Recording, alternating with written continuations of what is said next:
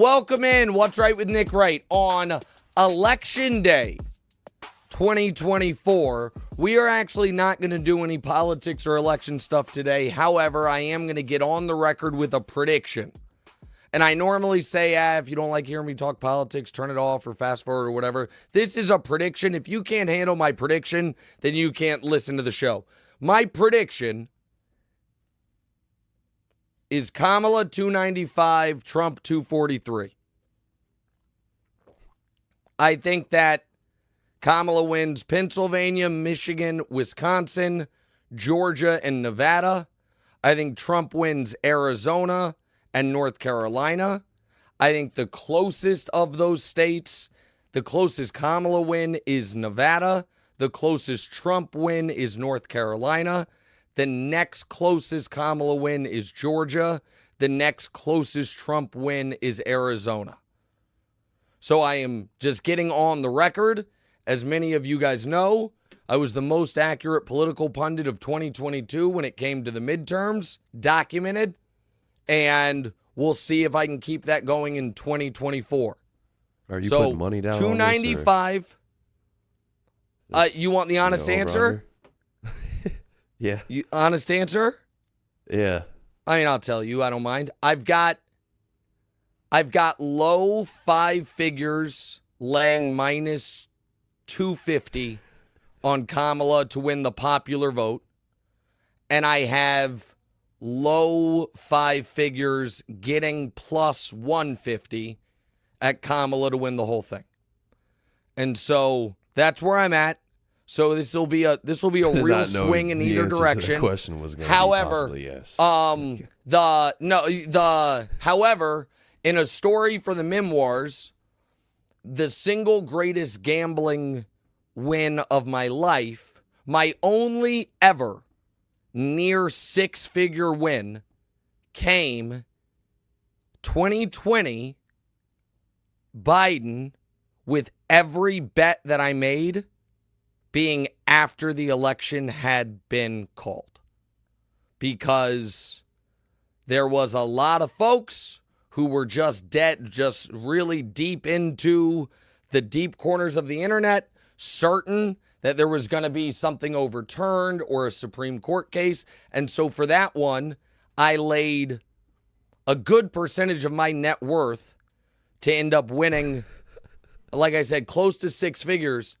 And I really felt like the smartest guy in America until around noon on January 6th when I'm at home watching TV and I'm like, what's that mob doing at the Capitol? And then I was like, oh no, the guys I bet against must have been on some of these Telegram threads. But to those guys' credit, everyone paid. So these were not bets made like in Vegas. These were bets made with individuals, and nobody welched. Everyone paid. But so that's the answer. Happy Election Day.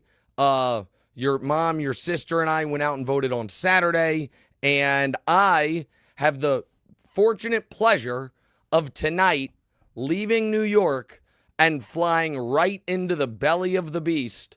I am flying into what will be maybe the most hotly contested swing state, Nevada. I land at midnight Vegas time. Hopefully, there aren't buildings aflame when I get there, and we'll see. But I will be watching the election on a plane. And nightmare scenario is my seatmate is rooting for the other team. And I've got my TV on CNN, and they've got their TV on OAN, and we had not looking right. for it. But got no options, yeah. No options. No options. I'm flying an airline that the front of the plane goes 2-1-2-1-2, and I thought, so if you're in row 2 or row 4, you're by yourself. And I thought I had one of those seats, but I don't. I don't. And I'm thinking about bringing a few $100s and seeing if the person by themselves in row 4 wants to trade with me in row 3. Like do a little switcheroo, so I really want to be unmolested during watching these returns. All right, time for the show. Episode 276. Here's what missed the cut. Saquon's reverse hurdle did not make the show. Don't play, though. Bo Nix being the number one wide receiver in the AFC West. That's disrespectful to DeAndre Hopkins. You not see what he did last night? And wide receivers doing insane catches, celebrations, all of the above. But, Damonza, we must start, as my sweatshirt implies, with Monday Night Football, so go ahead. Yeah, so the Chiefs, they found a way to win again. Patrick Mahomes threw a touchdown off of 1 foot. He was hobbling around in that game a lot. I think he tweaked his ankle again. Might be that same ankle. But the Tampa Bay Bucs obviously had a chance to go for a 2-point conversion there at the end. They didn't go for it. It went to OT. Chiefs got the win. Do you think the Bucs made a mistake there? I do not. And I am actually going to defend Todd Bowles here. This was not at all the situation the Ravens could have found themselves in. The Ravens week 1, Isaiah Likely almost scores on literally the last play of the game. And if he catches it, if he gets his toe inbound, they definitively should go for 2 there. No question about it. You have a chance to win or lose in that moment. Folks treating last night's Tampa decision like that, I think, are flatly wrong. I actually believe that the best chance the Bucs had of winning was kicking the extra point. Because then, so let me explain this to you. Because I know people are like, well, if they go for 2 and they get it, they win that game. No, they don't. If they go for 2 and they get it, they find themselves in this situation. Patrick Mahomes has 30 seconds, all 3 timeouts, all 4 downs at his disposal, and the best kicker in the league. So let's say the Bucs had gone for 2 and gotten it. When the Chiefs have that 4th and 1 that they had, that they ended up punting on, they obviously are not punting. They're going for it, and Patrick is going to get it. Now, maybe the kicker misses. So be it. But I actually thought the best chance for the Bucs to win was to leave it up to the coin flip. Was to feel like, okay, Mahomes tied is such a different animal than Mahomes trailing. And so tie the game. The Chiefs will be a little more conservative on their final 30 seconds. They punted on 4th and short. And then if Baker calls heads instead of tails, maybe there's a scenario where Patrick never gets the ball back. But 30 seconds and 3 timeouts is too much time to just assume, oh, if we get this, we win. I would have still felt like they were underdogs. The reason they were even in a situation to have 30 seconds is Tampa Bay called an unnecessary timeout. I really think they should have gone for the 2-point conversion. They were in an overtime situation earlier this season with the Falcons. You lose the coin toss, you give up. You're giving them the ball. If they score the touchdown, it's over. And it's Patrick Mahomes. It's not Kirk Cousins. And Mahomes didn't have to have that much time on the clock. Tampa Bay kind of gave that to him. I think they should have the 2. So the front end of that, Damonza, I think is great analysis, and what you're saying is what Troy Aikman said. That part I totally agree with. Their big mistake was the snap timeout right when they got down there, in my opinion. What to me, the sharp thing would have been there to hurry to the line, run a play, maybe even run the ball. And then if you get stopped, then use your timeout. But then you're at 15 seconds. If they had scored with less than 20 seconds left, then I would say go for 2. But 30 seconds with the Chiefs having 3 timeouts, with the best kicker in football, with the new kickoff rules, you start at the 30 if you kick it out the back of the end zone. Mahomes just needing 25 yards, he would have gotten it. And I know people are like, well, he didn't get it. He didn't get it because they didn't have to have it. And because they didn't go for it on 4th down, because they didn't have to have it. So here's the thing people maybe are slowly coming around on the Chiefs. And I understand why they're so frustrating. I get it. Whatever they need, they're going to do. Last night, for the first time all year, the defense didn't have it. So the offense scored 30. Against the Chargers, when the offense doesn't have it, the defense allows the Chargers score 10 points instantly, and the defense shuts them out the rest of the way. Whatever is needed is what they will find a way to give you as a team. And for all the criticism of Patrick this year, he remains statistically the best fourth quarter passer in the league. The Chiefs are the best third down team in the league. They have the best third down conversion rate, Damonza, through 9 weeks of any team in the last 15 years. So the Chiefs offense, for all its problems, all its issues, the bigger the situation, the better they are. So whatever that game particularly needs, the Chiefs are going to find a way to give it to you. And then you add this element. Everyone putting Travis Kelce on washed watch was maybe a little premature. I'm talking to you, Kevin Wilds. And then there's DeAndre Hopkins. And he's going to be awesome. Now, the play deep down the field, I don't think those are going to happen a ton. Now, that was an unbelievable pass by Patrick Mahomes. Stepped into the pass rush, throws it kind of off one leg into triple coverage, couldn't have handed it to him any better, and DeAndre still, even though he's not nearly as explosive as he once was, has the best hands in the league, arguably. He brings it in. But where DeAndre is going to be great is third down and red zone stuff.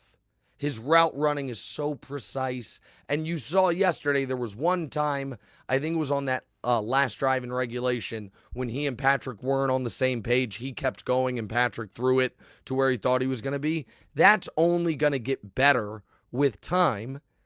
And so the Chiefs are just figuring it out. And they're just going to keep figuring it out. Now, with all that said, I want to get on the record on this because I'm not going to be here Thursday because I'm going to be playing at the NAPT in Vegas. Well, I'm going to be playing PokerStars big game in partnership with the NAPT. I don't know what the line is, but I absolutely... Remember how before the year I said I thought they'd go 14-3 with one of the losses being a divisional loss? Next week seems ripe for that. Denver at Kansas City. The Chiefs coming off a short week. Game goes to overtime. And the following week's game is Buffalo. That if the Chiefs get through the next 2 weeks and they're 10-0, then I'll start entertaining the 17-0 piece of it. But I intellectually... So you think they could lose 2 games, these next 2? You think they can go 0-2 in those? Or... I think they are very, very likely to go 1-1. And I think that if they lose to Denver, they are less likely to lose to Buffalo. And if they beat Denver, they're more likely to lose to Buffalo. But I think the undefeated season talk probably ends either next Sunday or the Sunday after. Obviously, I hope I'm wrong. Now, if I am wrong and they get through it, then then after the Bills game, Damonza, Panthers, Raiders, home for the Chargers, at the Browns, home for the Texans, which if the Texans don't add an interior offensive lineman today, I just think Chris Jones can win that game by himself. And then at the Steelers on Christmas Day, on a 4-day week, that's a tough spot. And then at the Broncos. So last year I was obviously pot committed to the undefeated thing, and it lasted 1 game. This year I'm less committed. One other note, gambling-wise, and I'm nervous about next week's game, so I don't know that I will take my own advice on this, but the single greatest investment in sports this year is waiting for the Chiefs to be trailing and fire. The Chiefs have trailed Damonza in 7 of their 8 games this year. And every time the market overcorrects in the wrong direction. Last night, I got the Chiefs minus 200 on the money line, minus 2.5 at minus 120 I had to pay, and minus 3.5. Now, the minus 3.5 could have lost, obviously.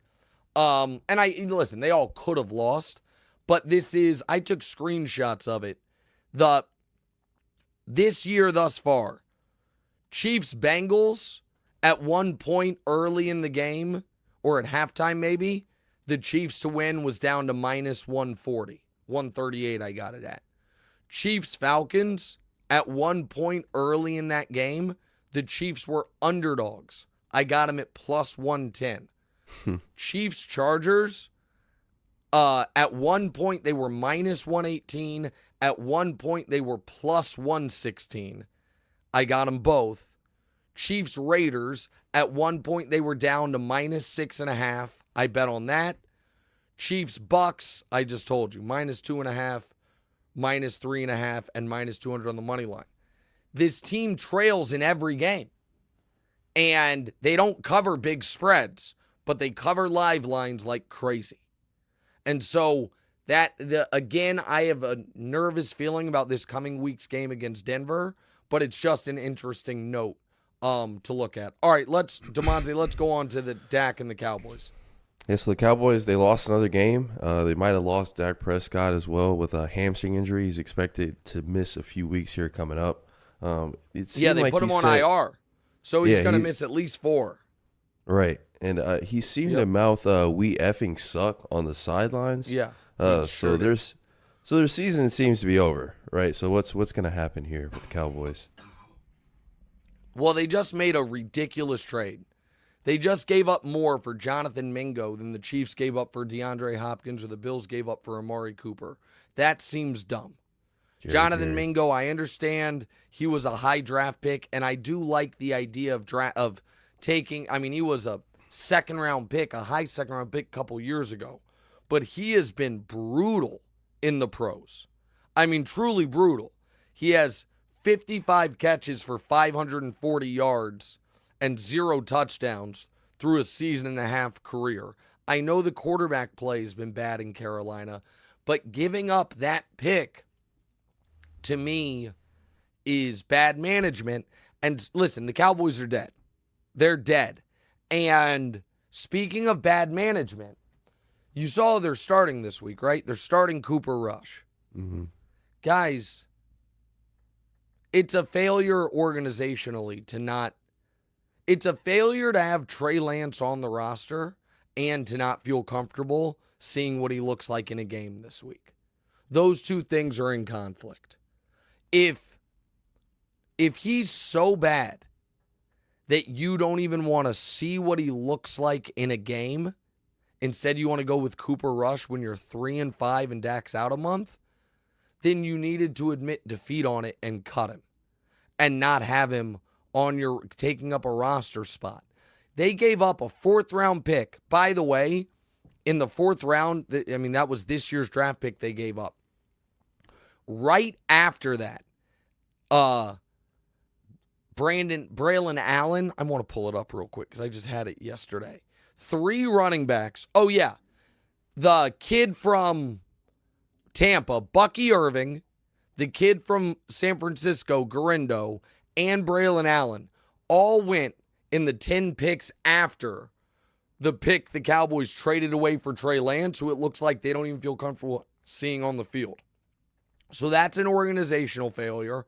And all offseason, Damonza, I discussed that I thought the Cowboys were going to have this be a prove-it year for Dak.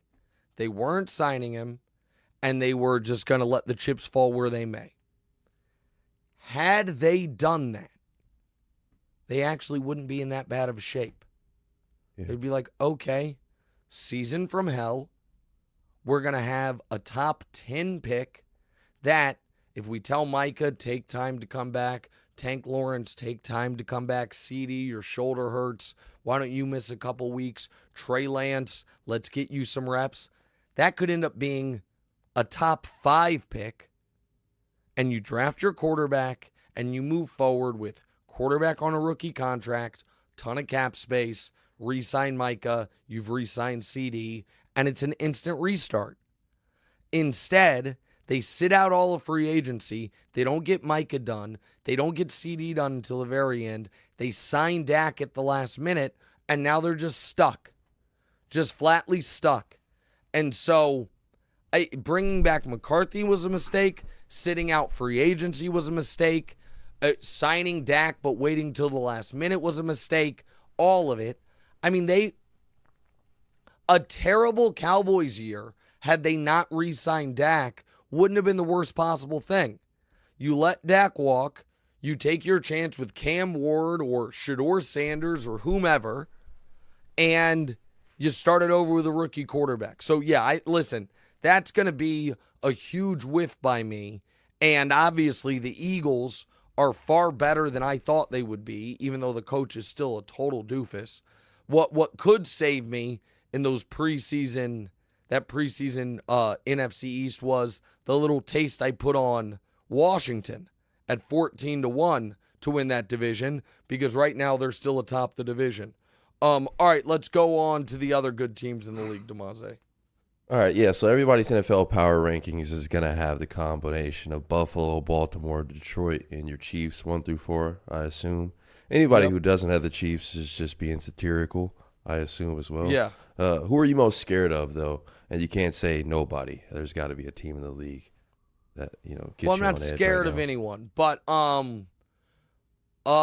those teams, I think Buffalo is the answer. Of those teams, because the only way Detroit plays the Chiefs in a game that matters is the Super Bowl, and I think that moment could be a little big for him.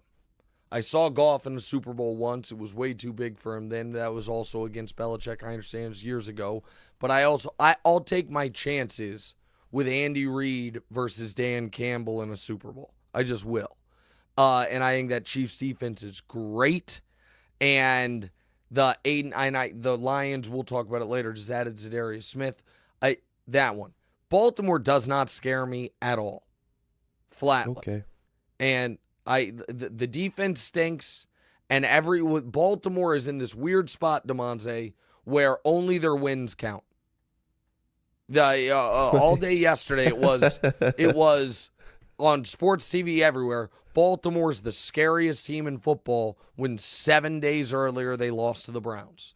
A Browns team that just got dog-walked by the Chargers. We only judge Baltimore by their great performances. And yes, their best has looked better than everyone else's best, but they've also been bad. Right. The fashion in which they win their games is insane. And yes. Where it comes Same from. with Detroit. Right. Yeah. And Detroit, though, at least doesn't have 3 losses.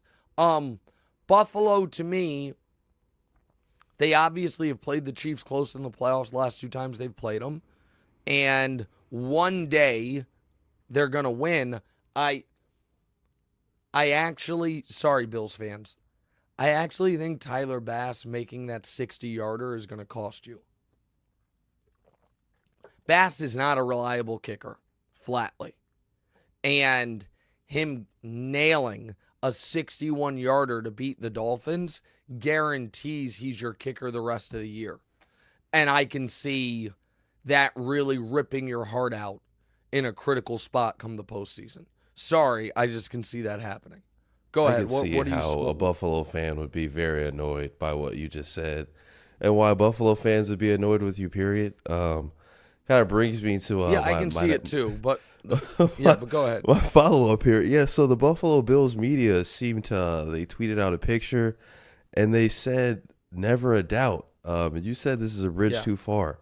What's happening here? And also, do you Yeah, think I mean, Buffalo missed the opportunity to take this shot at you beating Kansas City in 2 weeks? well, they'll definitely tweet it out if they beat Kansas City, but they also should know better. You know, the first time they tweeted never a doubt, you were sitting right next to me. Bills Chiefs, Wait, was it the 13 seconds? seconds? Yeah. And they tweeted it with 2 minutes left after one Oh, of the Gabe brother. Davis touchdowns. Never a doubt. So, I mean, listen, it's And that's definitely at it's, you. Like that's towards you, right? Like there's it's not a coincidence. Like that's obvious. okay. I mean, that's my thing. I mean, I don't know how to show the tattoo on camera. I've struggled with this every single time. I don't know what to do, how to show. There we go. Yeah. I mean, when Jim Nance says never a doubt after the Chiefs beat the Bengals, it's an homage to me. When Patrick Mahomes sends the only tweet he sent out the entire postseason, and it's him holding both trophies an hour after the Super Bowl, and all he writes is never a doubt, it's an homage to me. And when the Buffalo Bills tweet out never a doubt, it's a shot at me, which is fine, Bills fans. I'm not even mad at you about it. It's all good. But the sports gods are not going to smile fondly upon that. I'll tell you that much right now. All right, trade deadline stuff. Yes, so the trade deadline is at 4 p.m. Eastern today. A few moves have already happened, including the Lions landing Zadarius Smith. So we're going to play a game. I think we played a couple weeks ago. It's a different version of it, same thing. But we're going to name a team that fits each of these categories in blackjack terms. So one team that needs to make a move, a.k.a. hit. One team that needs to sell, a.k.a. bust.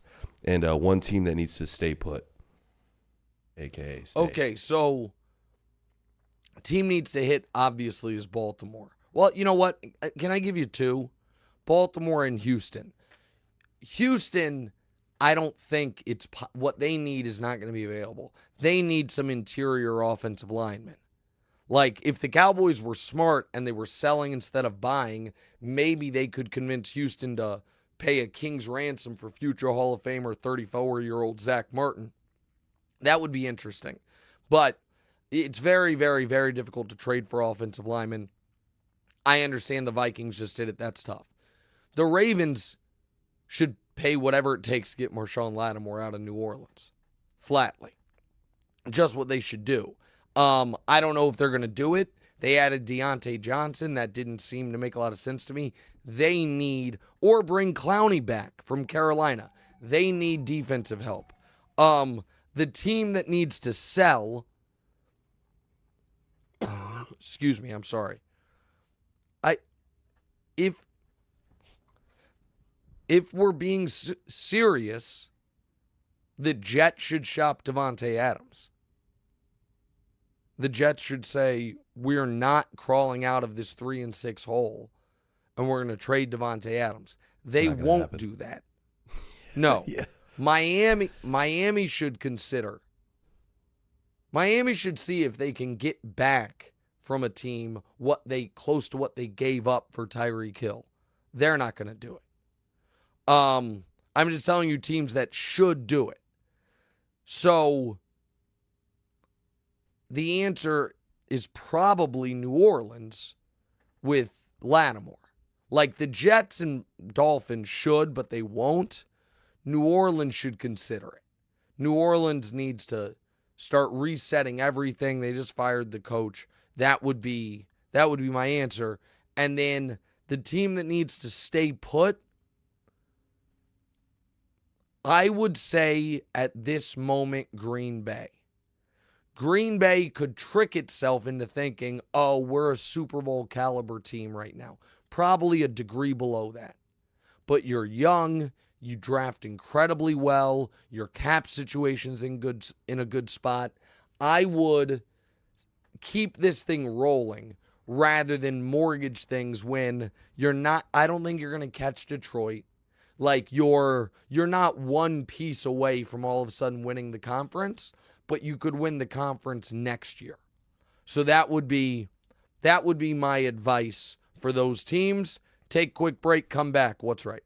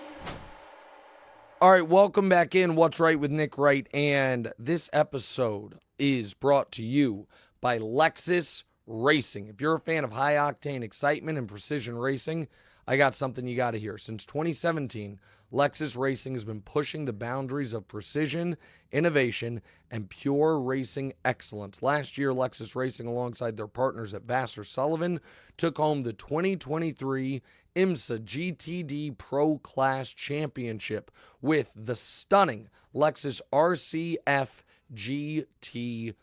That's right, their first GT Racing Championship, and it certainly won't be their last. Now, the team's revving up for an epic 2024 season. Make sure you follow along every race weekend. Keep an eye out for those eye-catching day-glow yellow and black Lexus RCF GT3s, and listen for the roar of the Lexus V8 engines. Want to witness history in the making? Follow Lexus Racing every step of the way. Visit lexus.com/motorsports to learn more about the team, the cutting-edge technologies behind these incredible racing machines, and to get all the details on upcoming races. Lexus Racing, where luxury meets high performance and the pursuit of victory never stops. That's lexusracing.com/motorsports. All right, Damonza, let's do hot seats, play a game, and then get to some listener questions. Yeah, so Dennis Allen was the most recent head coach to be fired after losing to the Panthers. Yep. So we assume he's not going to be the last head coach fired this season. Who do you think's next? It's Eberflus, Peterson, Pierce. I know you probably want to throw Sirianni in there. No, Sirianni's not going to get fired anytime soon. Oh, by the way, though, shout out to Dennis Allen for somehow getting to nearly 80 games coached in his career. Just a remarkable achievement for one of the worst coaches I've ever seen. He got 3 years in Oakland. They went 4-12, 4-12, started 0-4. He's out of there. He then takes over New Orleans, 7-10, a miracle 9-8 last year. Starts this year 2-0, then 7 straight losses. So finishes 2-7. So for his career, he won 33 less than 33% of his games. 26 and 53. And so, listen, New Orleans has to start the whole thing over entirely. This is a good first step. And now we get to Antonio Pierce, who just fired 3 coaches that he hired 6 months ago.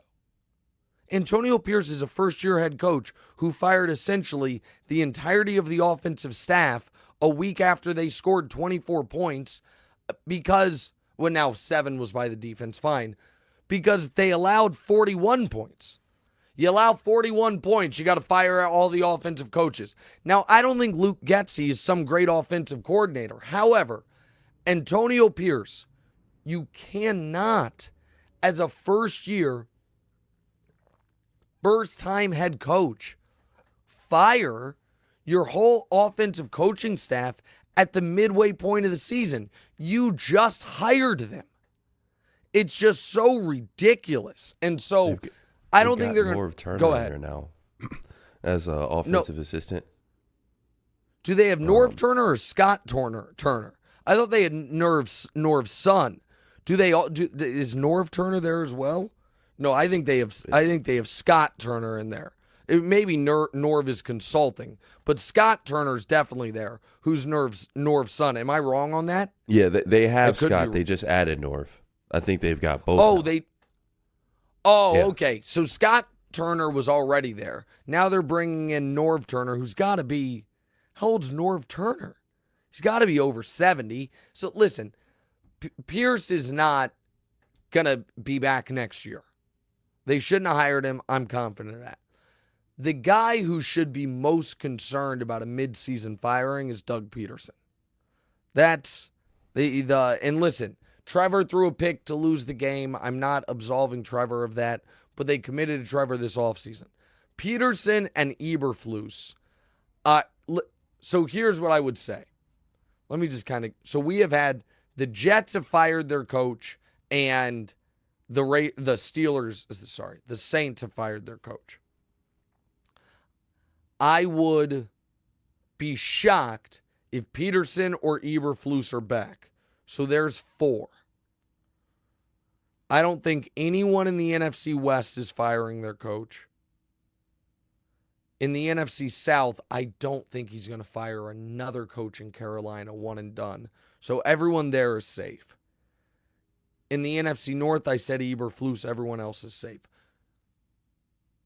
Dable is probably gone. McCarthy is definitely gone. Pierce is probably gone. And the Bengals, I think the Bengals are going to continue this turnaround. If they fall on their face, then Zach Taylor maybe. But so I think there's going to be 7 job openings next year. I think that's McCarthy? How it's going to land. Yeah, I think I did. Did you say if McCarthy? I didn't, then I should have. I thought I did, but if I didn't when I was counting it, add him. I mean, he's definitively gone. I think he'll probably finish the year, but he's definitively gone. All right, Damonza, let's do bracket to unpack it. All right, yeah, so halfway through the season, it's obvious that teams have had some starts that they did not think they otherwise had in store. But who do you think has it the worst? We're going to put the teams with the most disappointing starts in a bracket to figure that out. Round 1, You got Dallas versus Cleveland. And then at the bottom Dallas is way more disappointing. Dallas is way more disappointing because they had real expectations. Anyone that thought Cleveland was going to be good this year was a total dope. So it's Dallas. Unequivocally, it's Dallas. Next. And then below them, you've got Jacksonville versus San Francisco. Oh, that's definitively Jacksonville. Because the Niners are probably going to be fine. Like, they're getting guys. Christian McCaffrey should be back this week. Injuries. Right. They've had injuries. They're 4-4. The Jags have just lost games that they have no business losing. They were supposed to be they went to the playoffs and they started 8-3, and since then they've just been one of the worst teams in the league. So it's definitely them. All right, to the other side of the bracket, Damonza. Okay. And so on the other side, we've got the Jets versus Chicago. Yeah. I mean, this is a really tough one. Really? Because it's both massive, yeah, to me at least. But I was the only person that thought the Bears could be a Super Bowl team. A lot of people thought the Jets could be a Super Bowl team, and the Jets have been worse than the Bears. So the Bears have been very disappointing, but the Jets win out on that. Next. We've got Miami versus Cincinnati. Miami. I think Cincinnati's going to be fine. And so Miami, because even when they've had Tua, they haven't looked great. Their only win with Tua came against the Jags in a game the Jags kind of gave them. A great job by Mike McDaniel and Mike McDaniel's agent to get him that contract extension before the year. Ooh-wee. Or else his seat would be quite hot. And so that's where it is. All right, so our final four, Damonza, is who? Final four is Dallas and Jacksonville, and then on the left side. And then on the right side, we've got the Jets and we got Miami. So, listen, in the finals is going to be the Cowboys and the Jets. Two teams that had legitimate Super Bowl hopes. Two teams that both have 3 wins, and neither of whom look like they are going to have any semblance of a playoff chance. But the most disappointing team is the Jets, because the Cowboys at least can say our 3 best defensive players got hurt. That's what, and they clearly had more systemic problems than that, but they can blame it on that. The Jets have nothing to blame it on but themselves and Aaron. And so, the Jets were in denial. I guess the Cowboys too. Cowboys just traded for a wide receiver like the Jets did, but they didn't give up as much. And so the answer is the Jets. The Jets are the most disappointing team in the league this year. Sorry, Jet fans. All right, quick break. Listener questions next. What's right?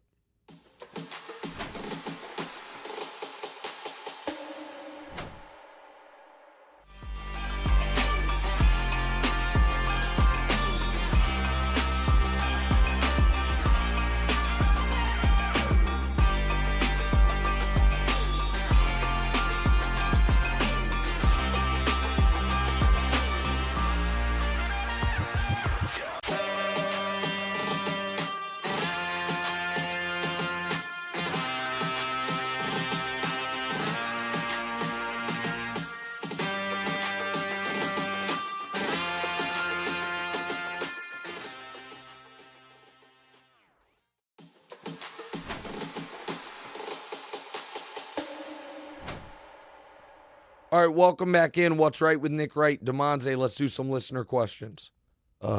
Fade Malah says, is the Bengals getting the 7th seed the worst case scenario for the Chiefs? It could be a tough matchup in the divisional round. Well, I don't know that I think it's the worst case scenario. Because to play that out, that would then mean the Bengals clip the 2 seed in round 1. So the Chiefs are the 1. Now, if the Chiefs somehow fell to the 2 and the Bengals are the 7, that's a huge bummer. Where all of a sudden, round 1, you're facing Cincinnati. But when the way it's set up, it sounds like you're talking about that the Chiefs are the 1 because you said the divisional round. I mean, the Bengals, that would mean the Bengals go to Buffalo or to Baltimore and beat them. Now, what would be a bummer would be if somehow the Steelers get the 2 seed, the Bengals are the 7, and the Bengals clip them, and then you've got to play the Steelers or the Bengals in round 2 because you'd much rather play the Steelers if you're the Chiefs. But I think it really depends on how the bracket falls. But I'll take my chances if I'm the Chiefs with a 7-seed Bengal team coming off what would be a brutal road playoff victory against an awesome team with the Chiefs being rested after the bye. Next. Sports enthusiasts. In a Bills-Ravens playoff rematch, what's more likely, Ravens blowout win or Bills win outright? Bills win outright. The Ravens aren't blowing out a good team in the playoffs. There's not. I mean, since Lamar's been there, they haven't won a playoff game where the defense allows more than 13 points. They've only won 2, and they've both been like the one was a 17-3 win, and the other one was the blowout of the Texans last year. And so Yeah, I mean, the Bills win outright to me. Next. Sam, for if Kansas City does go ahead and win a third straight Super Bowl, are you going to call Mahomes the hat trick? Are you going to call him hat trick Mahomes? Instead of Patrick, hat trick Mahomes? I'm not going to do that. I'll leave that for other people. All right, so let's go to Nico before we wrap up, Damonza. Nico Dragonich, what would an undefeated regular season but no Super Bowl title mean for the Chiefs? For the Chiefs' claim to the greatest dynasty ever? Well, I mean, it would mean they checked off that exact box the Patriots had, right? They're chasing the Patriots for greatest dynasty, and the Patriots did that. Undefeated regular season, losing the Super Bowl. But to me, an undefeated, that Patriots team is special to me, not just because they were undefeated, but the way they were undefeated. They were just trouncing everyone. This Chiefs team obviously isn't doing that. So this Chiefs team going undefeated and then not finishing it would not have the same. It would be to me more similar to the 15-1 Cam Newton Panthers team that then lost in the Super Bowl.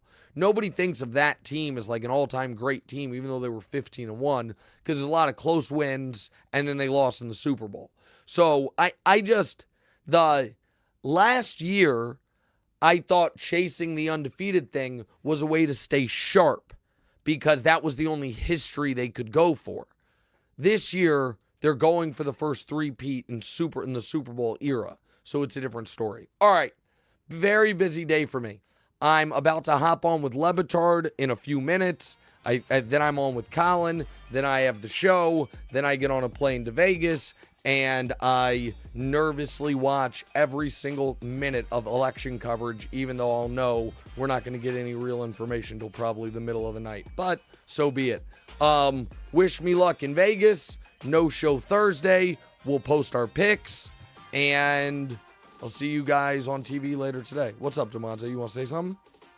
Oh no, good luck with the poker stuff. Yeah, I forgot. And you're in for what did I say? You were in for 5%? 5%. I said you, 5%. Your sisters, and your mom are all 5% free rolling each. When the reality is, you guys are all probably. Yeah. Mom is probably. I'm probably getting the 5%. Mom's getting the rest. That's right. All right. See you guys later. What's right? Hey, thanks for watching. If you're still here, do me a favor. Hit the subscribe button, then hit the bell so you can be notified when we have new episodes. After you've done that, one more favor, go to your favorite audio platform of choice and subscribe there as well. Don't forget, we're live every Tuesday and Thursday, 10:30 a.m. Eastern-ish. 10:35, 10:40, it sometimes changes, but that's why you hit the bell. You hit the bell so you're notified. You subscribe so we can get to 200,000 followers. We're right around 150,000. We'd love to get to 200,000, get Damonza another plaque. So like, subscribe, rate, send a rating too. Do all that cool stuff. Thanks, guys.